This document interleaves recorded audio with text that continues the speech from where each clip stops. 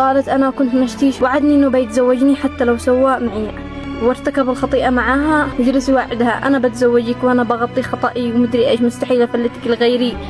والبنت ركنت. فلما كلمت الوليد يجي قال أنا مستحيل أجي البنت، أنا قد خرجت معي ورضيت على نفسها، يعني انقلعي. قال لها فكل البنات أنتي مستعدة تعيشي نفس الشعور. كم قد تكلمنا وكم قد كافحنا سواء كان في الواقع أو بالمواقع، وقلنا لكم يا جماعة الخير إنه بدايات لا ترضي الله نهايتها لن ترضيك، فوالله إنه ما حد يستحق أن تعصي الله من أجله. أشتي أتكلم على 3 نقاط وأتمنى أنكم تشاهدوا الفيديو للأخير. النقطة الأولى الصحبة، ثم الصحبة ثم الصحبة.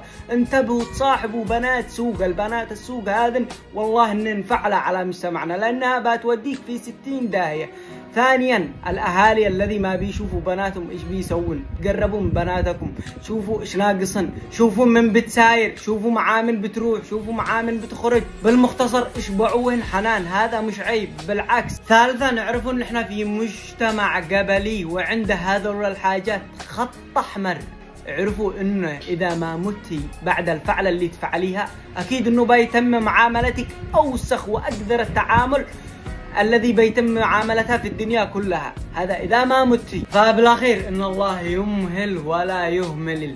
الآن الوقت معاك، قادر ترجع إلى الله الآن، ركز الوقت الآن معاك الآن بهذه اللحظة، قادر إنك ترجع إلى الله. أي علاقة محرمة أن داخل بها ابتعد لوجه الله، ومن ترك شيئا لله عوضه الله، والله إنه ما في أعظم من عوض الله لك. نسأل من الله الهداية.